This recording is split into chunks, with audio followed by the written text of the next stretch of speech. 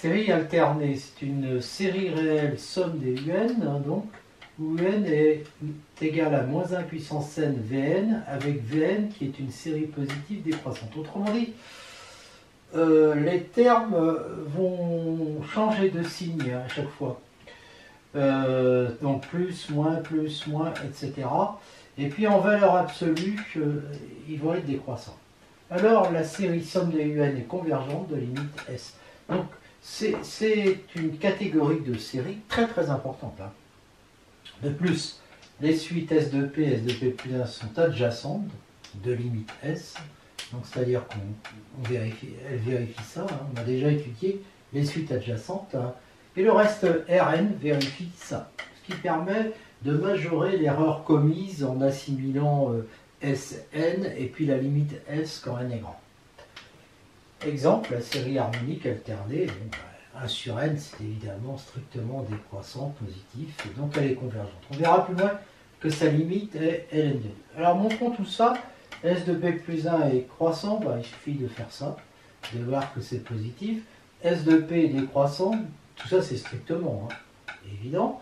S de P plus 1 moins S de P, c'est négatif, donc S de P plus 1 est inférieur à S de P, la différence entre les deux tend vers 0. Donc on a bien des suites adjacentes convergentes de même limite. Avec ici une suite croissante, une suite décroissante autour de S. Voilà. Bon, donc comme elles sont adjacentes, qu'elles ont la même limite, Sn va être convergente de limite S. Alors on peut s'amuser à le redémontrer, malgré que ce soit évident, hein, quel que soit epsilon positif, il existe n, tel que P supérieur ou égal à n implique ça, et n' tel que P supérieur ou égal à n' implique ça. Donc si on prend n supérieur ou égal à 2n plus 1, 2n' plus 1, qu'est-ce qui va arriver? Si n est impair, c'est un 2p plus 1, mais alors P va être supérieur ou égal à n, donc on aura ça, donc on aura Sn moins S inférieur à epsilon, et si n égale pair, et pair, ça va être un 2p, qui va être supérieur à 2n', alors là je me suis peut-être trompé, enfin on peut mettre 2n', mais plus 1, mais 2n' suffit. Hein. P va être supérieur ou égal à n', et donc j'aurai S de P moins S inférieur à epsilon en valeur absolue, et donc j'aurai Sn moins S inférieur à epsilon, donc dans les deux cas j'ai bien ça, donc la limite est égale à S. On a donc cette série qui est convergente de limite S, et puis quant au reste, R de K, c'est S moins S de K, alors là il suffit de regarder le dessin. Hein. Ça fait 2K moins S, et c'est plus petit que 2K, que S de K moins S de K plus 1, qui lui fait V de K plus 1. Hein, c'est évident ça. Et donc ça fait ça.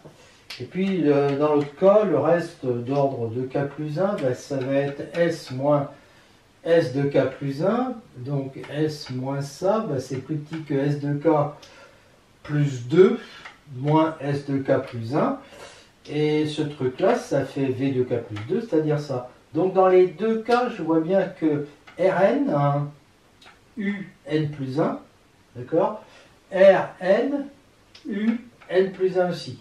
Rn est toujours inférieur ou égal, enfin, valeur absolue de Rn est toujours inférieure ou égale à la valeur absolue du n plus 1, qui est égale à Vn plus 1, quel que soit n appartenant à n.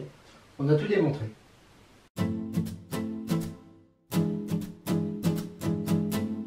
Un dernier théorème d'Abel, UN est une suite de réels ou de complexes, tels que la suite des sommes Sn, des sommes partielles de 0 à n des UK, est bornée. Et epsilon n, une suite de réels positifs décroissants et de limite 0. Alors la somme des UN epsilon n est convergente. Démonstration, on considère ce reste qui va être un reste de Cauchy. On va démontrer que cette série-là, en fait, vérifie le théorème de Cauchy, le critère de Cauchy. Donc on prend P supérieur à n et on considère somme de n plus 1 à P des UK epsilon k, qu'on appelle RNP, qui peut s'écrire donc comme ça.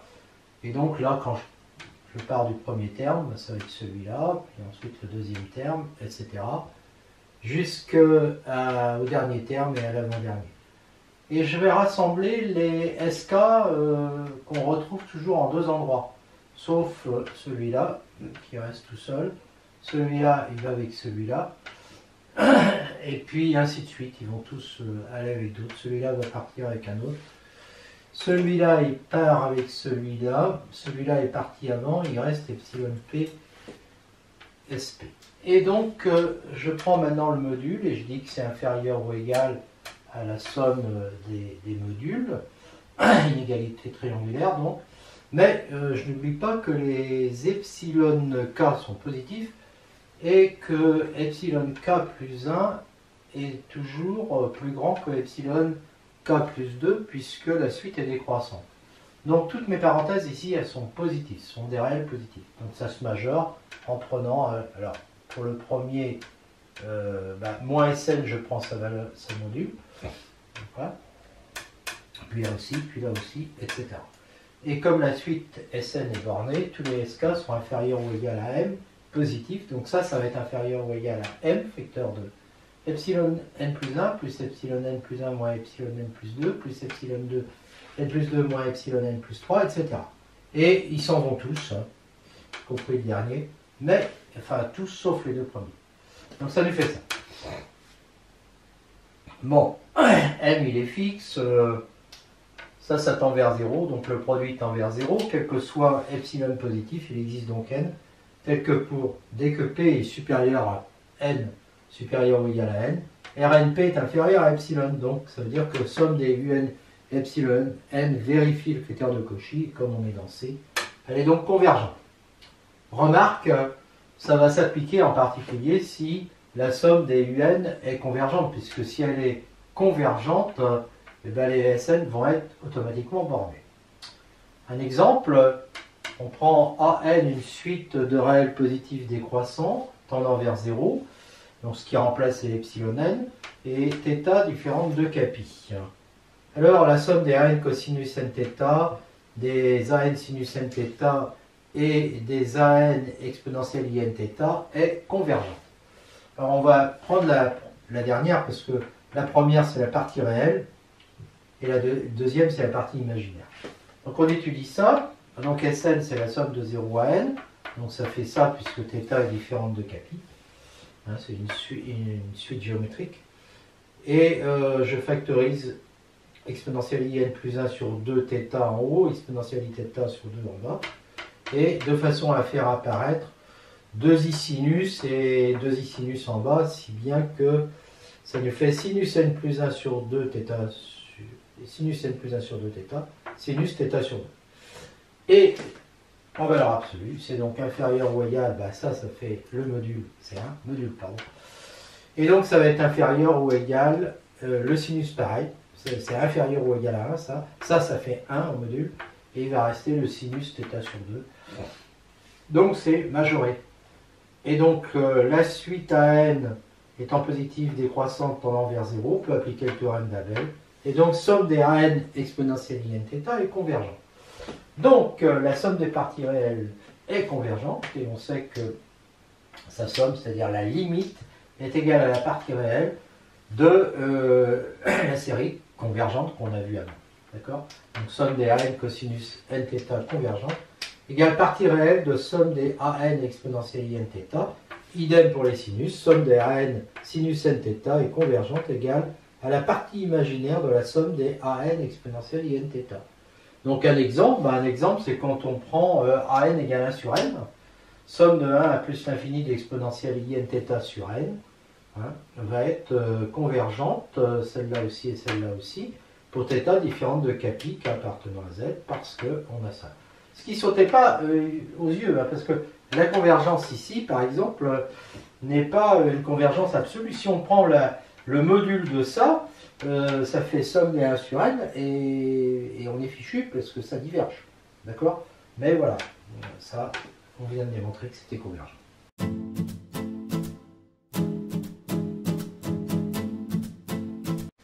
Deux exercices, on étudie ces séries de termes généraux, celui-là et celui-là. Dans le premier cas, on l'écrit comme ça, je vais très vite, hein, c'est uniquement calculatoire, on utilise le développement limité de 1 plus x à la puissance alpha à l'ordre 2, donc ça fait 1 plus alpha x plus alpha alpha moins 1 sur factoriel 2, c'est-à-dire 2x2. Et donc, je vous laisse vérifier que ça fait ça. Avec alpha égale 1 tiers, hein, donc ça fait alpha, alpha moins 1, le 2 là, le factoriel 2. Et puis là, c'est le alpha, alpha moins 1, puis le 2 aussi. Et après calcul, ça fait ça. Donc à partir d'un certain rang, on est sûr que ça va être négatif. Hein, d'accord? Puisque c'est équivalent. Et donc, si je prends Vn égale moins Un pour le rendre positif, Vn est équivalent à ça, celle-là est divergente, donc celle-là est divergente, donc somme de Un est divergente. Alors pour l'autre, ben, on sent bien que ça va être équivalent à ça, donc on peut le vérifier, ça tend bien vers 1, donc on a ça. Le problème, c'est que celle-là est alternée, donc convergente, mais comme elle ne garde pas un signe constant, on ne peut pas appliquer le théorème qui dit que somme de Un est convergente, on n'en sait rien. Et d'ailleurs, on va voir que ce n'est pas le cas. On va étudier Un moins ça, donc on factorise moins 1 puissance n, et on finit par trouver ça, et on peut factoriser n. Et ça nous permet de voir que Vn est équivalent à moins 1 sur n. Et donc, moins Vn est équivalent à 1 sur n. La série somme des 1 sur n est divergente, donc la série des moins Vn est divergente, donc la série des Vn est divergente. Et à ce moment-là, on se dit que celle-là ne peut pas être convergente, parce que si elle est convergente, comme l'autre est convergente, la série des Vn serait convergente, ce qui est faux. Donc, somme des Un, c'est bien une série divergente.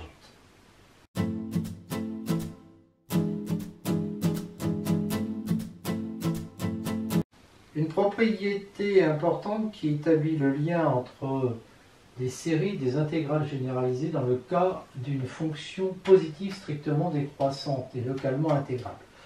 Ça va nous servir notamment pour étudier les séries de Riemann. Alors, avec ces hypothèses-là, on obtient que cette série-là et cette intégrale sont de même nature, c'est-à-dire toutes les deux convergentes ou toutes les deux divergentes. Et quand elles sont convergentes, on a cet encadrement et on a celui-là. Démonstration. Eh ben, d'abord, c'est des résultats. Si vous approfondissez le dessin, vous verrez que ça paraît évident. Sur k plus 1, on a f de t qui est compris entre f de k plus 1 et f de k parce que f est décroissant. Donc quand on intègre entre k et k plus 1, on obtient cet encadrement. Et donc quand on fait la somme pour k allant de n à n-1, d'accord, on va obtenir facilement cet encadrement. Supposons que cette série soit convergente de limite S. On appelle Sn la somme partielle, In c'est intégrale, Sn et In sont toutes les deux croissantes, tout simplement parce que f est positif. Sn-1, qui est égal à ça, est croissante de limite S. Donc on va avoir ça. D'accord? Et grâce à 2, on va obtenir que In, qui est là, est inférieur ou égal à S, quel que soit n. Mais In est croissante. Donc elle va être convergente de limite S'. La fonction qui a x associe ça est croissante aussi. Alors comme In, comme la limite de In existe, on va en déduire que la limite, ça c'est une propriété des intégrales, hein, dans les cas de fonctions croissantes, de fonctions positives, je veux dire. D'accord? Et donc la limite de h de x quand x tend vers plus l'infini existe, elle est égale à la limite de h de n, c'est-à-dire à la limite de In. Chapitre sur les intégrales, je suppose que j'ai dû faire un petit paragraphe là-dessus. En tout cas, c'est évident. Et donc, après, je fais tendre vers l'infini dans petit 1. Ça tend vers somme de n plus 1 à plus l'infini. Ça tend vers intégrale de n à plus l'infini. Ça, la somme de n à plus l'infini, puisque tout converge. Maintenant, si je suppose que c'est l'intégrale qui existe, égale à S', alors je sais que la limite est égale à S', mais en restant inférieure parce que In est croissante. Donc à ce moment-là, je vais avoir ça qui est inférieur ou égal à S'. Mais, et donc ça. Mais comme Sn est strictement croissante, hein, j'en déduis qu'elle est convergente, donc j'appelle S sa limite, et ça me fait S moins f de n inférieur ou égal à S'. Ça ne va pas me servir. Par contre, ce qui m'intéresse, c'est de passer à la limite dans 1. Bon, c'est comme tout à l'heure, et donc j'obtiens le même résultat. Voilà, donc tout ça, ça a été démontré. Ça aussi, il me reste ça à voir. Alors pour ça, je vais dire que ça, c'est égal à f de n plus ça. Celui-là, je le majeure par ça. Et donc ça, c'est inférieur ou égal à ça. C'est bien le résultat.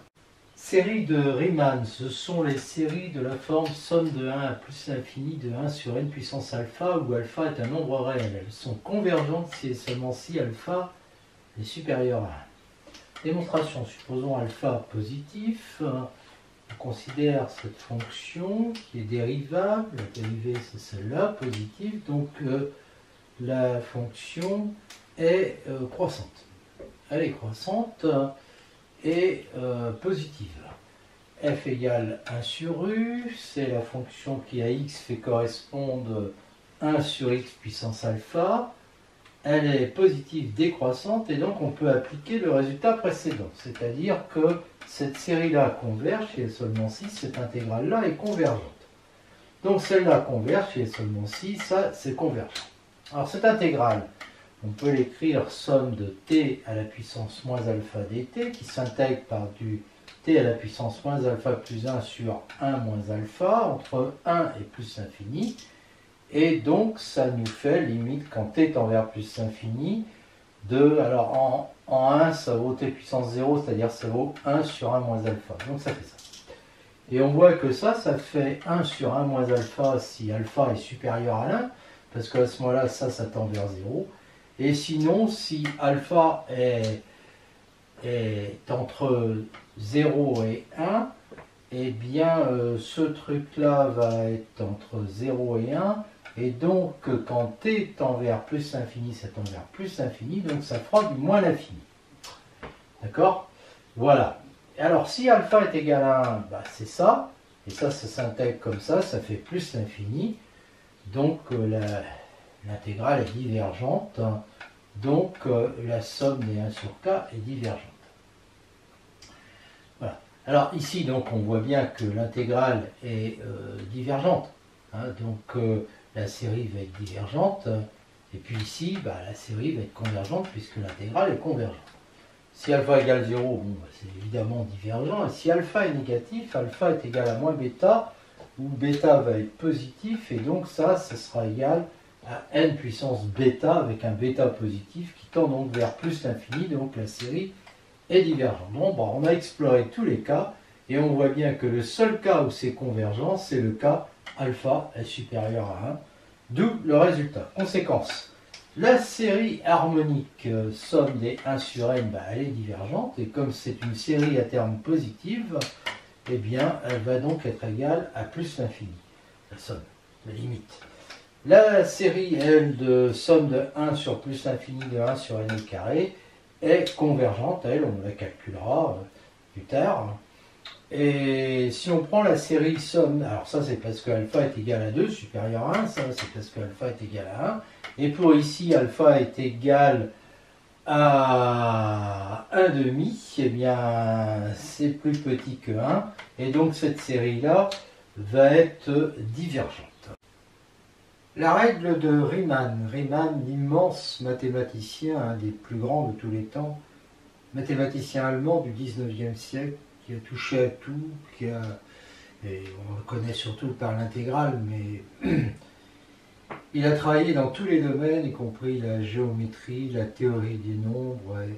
Il a été novateur dans chaque domaine des mathématiques. Même le physicien Einstein a fait appel aux théories développées par Riemann. On a une suite UN de réels positifs. Alpha appartient à R, L appartient à R. Alors, petit 1. Si alpha est supérieur à 1 et que la limite de n puissance alpha UN est égale à L, alors la série des UN est convergente.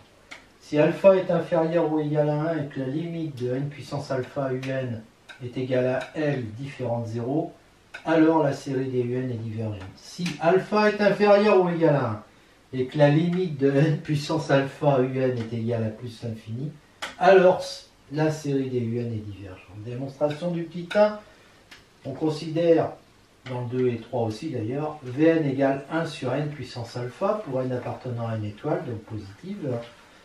Alpha dans le petit 1 est supérieur à 1, donc la somme, donc cette série-là va être convergente.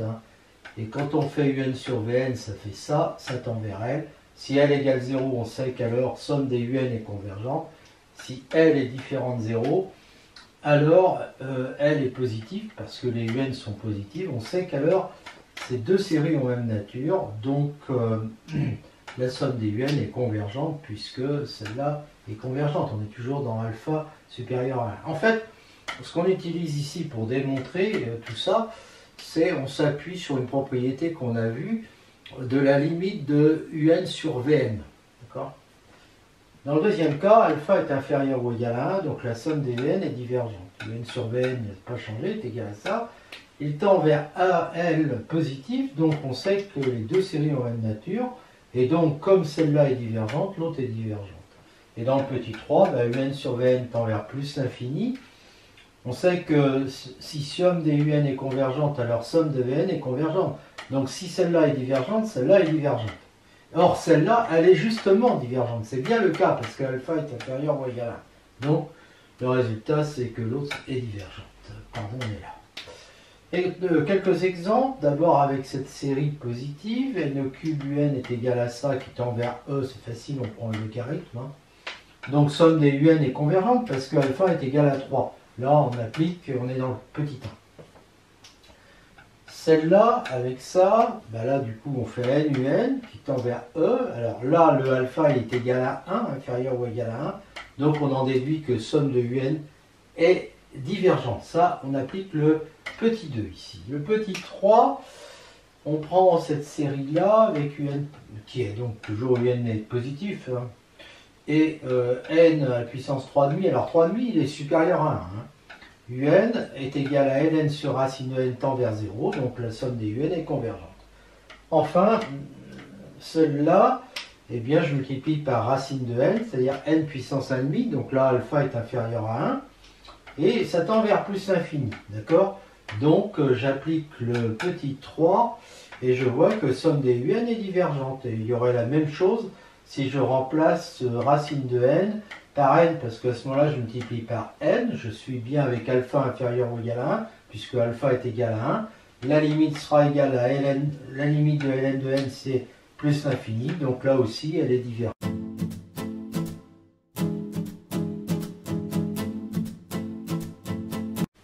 Les séries de Bertrand, mathématicien français du 19e siècle, un esprit très brillant qui a démontré un certain nombre de choses en calcul différentiel et intégral. C'était aussi un écrivain. Donc ce sont les séries de cette forme-là pour alpha, bêta appartenant à R. Si alpha est supérieur à 1, elle est convergente. Si alpha est inférieur à 1, elle est divergente. Si alpha est égal à 1, alors elle converge et seulement si bêta est supérieur à 1. Démonstration, si alpha est supérieur à 1, on choisit gamma entre 1 et alpha, et on s'intéresse à UN multiplié par n puissance gamma, qui est égal à ça, qui tend vers 0 parce que alpha moins gamma est positif. Comme gamma est supérieur à 1, on déduit donc que somme des UN est convergente. Si alpha est inférieur à 1, on pose gamma est égal à moins alpha, et donc UN est égal à ça, qui tend vers plus l'infini parce que gamma est positif. Donc la série est divergente aussi. Petit 3, alpha est égal à 1, donc UN est égal à 1 sur n, ln de n à la puissance bêta. Si bêta égale 0, ça fait 1 sur n et la série diverge. Si bêta est négatif, on pose gamma égale moins bêta qui est positif, et donc UN va être égal à ça, qui est supérieur à 1 sur n pour n supérieur à e, parce que gamma est positif. Donc à ce moment-là, comme 1 sur n, la somme des 1 sur n est divergente, on en déduit que l'autre qui est plus grande est divergente. Si bêta est positif, eh bien on voit que un est égal à f de n, où f est la fonction qui a x supérieur à 1 associe 1 sur x ln de x à la puissance bêta, qui appartient à R+, la fonction est décroissante, et donc on sait que la série est de même nature que cette intégrale. On fait ce changement de variable dans l'intégrale, et donc on obtient cette intégrale-là, et cette intégrale-là, on la connaît bien, et on sait qu'elle converge si et seulement si bêta est supérieur à 1. Conclusion, dans le cas alpha égale 1, on voit que la série est convergente si et seulement si bêta est supérieur à 1.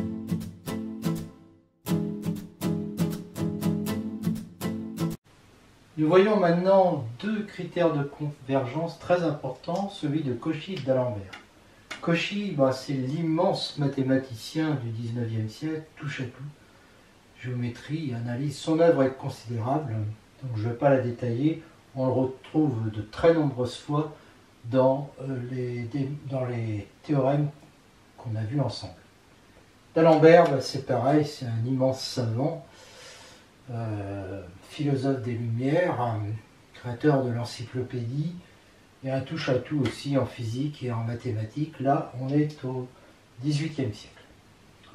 Critère de Cauchy, on a une suite de R ou C, telle que racine énième de module ou valeur absolue de UN tend vers A. Alors, si A est inférieur à 1, la série est absolument convergente, et sinon elle est divergente. Enfin, pas sinon, si A est supérieur à 1, elle est divergente. On ne dit rien dans le cas où A est égal à 1. Donc si A est inférieur à 1, on prend B comme ça, et comme la limite est égale à partir d'un certain rang, on a ça, et donc on a ça. D'accord ? Et comme B est inférieur à 1, somme de B puissance n est convergente, et comme valeur absolue de un ou module de un est inférieur à B puissance n, cette série-là est donc convergente, donc la série somme des un est absolument convergente. Si A est supérieur à 1, on prend B comme ça, et on exprime ça, donc il existe un rang à partir duquel on a ça, et donc un va être en valeur absolue supérieur à B puissance n, qui est supérieur à 1, puisque B est supérieur à 1, donc un ne tend pas vers 0, quand n tend vers plus l'infini, donc la série est divergente. Critère de d'Alembert, alors lui il s'intéresse à un plus 1 sur un, donc il faut qu'il y ait un rang à partir duquel les un soient non nuls, d'accord ? Et si la limite de ce rapport est égale à A, si A est inférieur à 1, elle est absolument convergente, la série, et sinon elle est divergente. Alors, dans le cas A inférieur à 1, pareil, on prend B entre A et 1, on a ça, donc à partir d'un rang qu'on choisit plus grand que N0, bien sûr, on a ça, et donc on va avoir ça. Et par une récurrence immédiate, on va avoir ça. En effet, si on suppose qu'on a ça, un plus 1 va être inférieur ou égal à B module de un, donc à B fois ce truc-là, donc ça fait ça. Donc c'est héréditaire, donc c'est toujours vrai. D'accord ? Du coup, module de un va être inférieur ou égal à lambda B puissance n, en choisissant lambda égale module de un sur B puissance n qui est positif. Donc la série somme de lambda B puissance n est convergente, parce que B est entre 0 et 1. Donc la somme des un est convergente, et donc la somme des modules de un est convergente, et donc la série est absolument convergente. Et si A est supérieur à 1, on prend B supérieur à A, B entre A et 1, pardon. Donc on a cette limite, donc on peut dire qu'il existe un rang qu'on choisit plus grand que N0, tel que, à partir de ce rang-là, on a ça. Et donc là, on montre aussi, je vais pas le refaire parce que c'est pareil, que module de un est supérieur à B puissance n multiplié par lambda, avec lambda est égal à ça positif. Et donc, comme B est supérieur à 1, la limite est égale à plus l'infini, donc un en fait ne tend pas, puisque un est plus grand que ça ne tend pas vers 0. Et donc la série est divergente.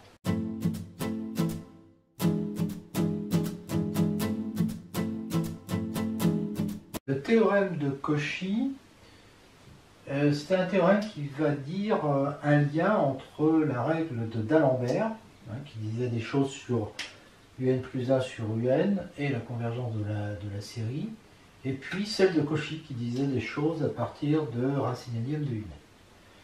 Eh bien, on a une suite de R plus étoile, alors ça peut être à partir d'un certain rang, que les UN sont strictement positifs.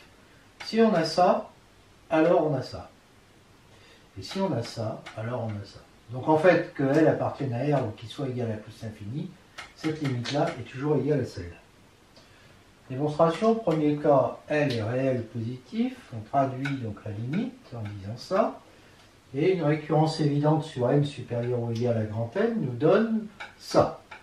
C'est évident si n égale grand N, puisque ça fait 1, et puis là aussi. Et si on suppose ça, comme un plus 1 sur un est égal à 1 plus 1 sur un fois un sur u grand N, et que celui-là est compris entre ça, et que l'autre est compris entre ça et ça, Bon, en multipliant, ça nous fait ça, et donc on voit que la propriété est héréditaire. Bon, donc on a toujours ça. Et donc on va avoir ça. D'accord? Et donc quand on prend la racine énième, ça nous fait ça. Alors maintenant, si je prends racine énième de un, qui est égal à ça, ben 1 sur n tend vers 0, donc ça tend vers exponentielle 0 égale 1. Et si je prends ça, qui est égal à ça, bon, comme ici ça tend vers 0, ben on obtient exponentielle de log, donc on obtient L moins epsilon sur 2, et là, L plus epsilon sur 2. D'accord? Donc ça tend vers L moins epsilon sur 2. Donc ça peut être rendu supérieur à L moins epsilon sur 2, moins epsilon sur 2. Et ça peut être rendu inférieur à, puisque ça tend vers 1 fois L plus epsilon sur 2, ça peut être rendu inférieur à L plus epsilon sur 2 plus epsilon sur 2. Donc finalement, à partir d'un certain rang, n' supérieur ou égal à n, ça va être ça va vérifier ça. Et donc je vois que la limite de racine énième de un est égale à L. Alors si L est égal à 0, ben c'est presque pareil, on a ça, par une récurrence évidente, on a ça, et pour n supérieur ou égal à grand N, on a donc ça, d'accord? Ce qui implique ça. Et ça tend vers epsilon sur 2, donc ça peut être rendu plus petit que epsilon sur 2, plus epsilon sur 2 qui fait epsilon. Donc la limite est bien égale à 0. Et le deuxième cas, maintenant, eh bien, on prend A positif, il existe n tel que l'on est ça, par une récurrence facile que je ne fais pas, c'est toujours la même chose, hein. On a ça, et donc le racine énième de un, donc un est supérieur à u grand n fois ça, on passe à racine énième, donc ça nous fait ça, ce truc-là tend vers 1, et ce truc-là tend vers A plus 1. Comme il tend vers A plus 1, ça peut être rendu supérieur à A plus 1 moins 1. Donc il existe n', tel que n supérieur ou égal à n', implique que ça est supérieur à A plus 1 moins 1. C'est pour ça que j'ai pris A plus 1 au départ, qui me fait A. Donc quel que soit A positif, il existe un rang à partir duquel ce truc-là est supérieur à A, ce qui veut bien dire que la limite de racine énième de un en plus l'infini est égale à plus l'infini.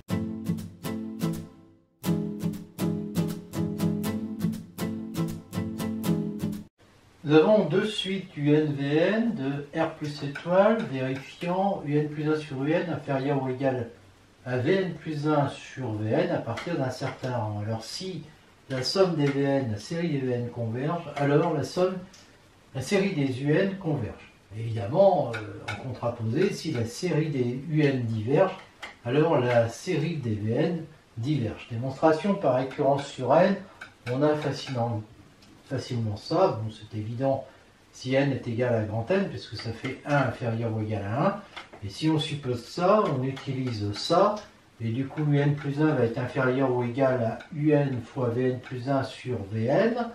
Et comme et ça, le un ici est inférieur ou égal à Vn fois un sur Vn, d'accord, fois ça, les deux se suppriment, et on fait passer de l'autre côté, je ne sais plus lequel on fait passer, un plus 1, oui c'est ça, va être divisé par u grand N, et on va trouver que c'est inférieur ou égal à ce qui reste ici, Vn plus 1 sur Vn. D'accord? Donc c'est vrai à l'ordre n plus 1, donc c'est héréditaire, donc d'après le théorème de récurrence, c'est toujours vrai. On a donc toujours ça. Et donc ça nous fait que un est inférieur ou égal à lambda Vn, avec lambda égale u grand N sur V grand N qui est positive. Et bien comme la série des Vn est convergente, la série des lambda Vn aussi, et donc la série des Un converge, voilà. Règle de Duhamel. Alors Duhamel, c'est un mathématicien français, né à la fin du XVIIIe siècle, donc c'est un mathématicien du XIXe siècle, spécialiste d'analyse, et était prof à l'école polytechnique. Un est une suite de R plus étoile, vérifiant un plus 1 sur un égale 1 moins bêta sur n plus négligeable devant 1 sur n où bêta appartient à R. Alors, si bêta est supérieur à 1, la série est convergente. Si bêta est inférieur à 1, la série est divergente. Si bêta est égal à 1, on ne peut pas conclure. Alors, ça précise en fait la règle de D'Alembert dans le cas un plus 1 sur un tend vers 1, parce que là aussi on a bien un plus 1 sur un qui tend vers 1. Démonstration, on considère Vn égale 1 sur n puissance alpha. avec alpha appartenant à R, n appartenant à une étoile. Donc Vn plus 1 sur Vn, ça va donc faire n sur n plus 1 à la puissance alpha, c'est-à-dire n plus 1 sur n à la puissance moins alpha, c'est-à-dire 1 plus 1 sur n à la puissance moins alpha, donc c'est égal à 1 moins alpha sur n, plus négligeable devant 1 sur n. Delta n, je l'appelle, c'est un plus 1 sur un moins Vn plus 1 sur Vn, donc ça va faire ça, moins ça. D'accord? Donc ça fait alpha moins bêta sur n, plus négligeable, devant 1 sur n. Donc ça veut dire que ça, c'est équivalent à alpha moins bêta. Alors je choisis, si bêta est supérieur à 1, je choisis alpha entre 1 et bêta. Donc alpha moins bêta sur n va être toujours négatif. Et donc à partir d'un certain rang, hein, comme ça c'est équivalent à ça, c'est-à-dire que delta n va être négatif. Et donc j'aurai ça. Et comme alpha est supérieur à 1, eh bien la série des Vn est convergente, donc la série des Un va être convergente. Je rappelle que les Un sont positifs.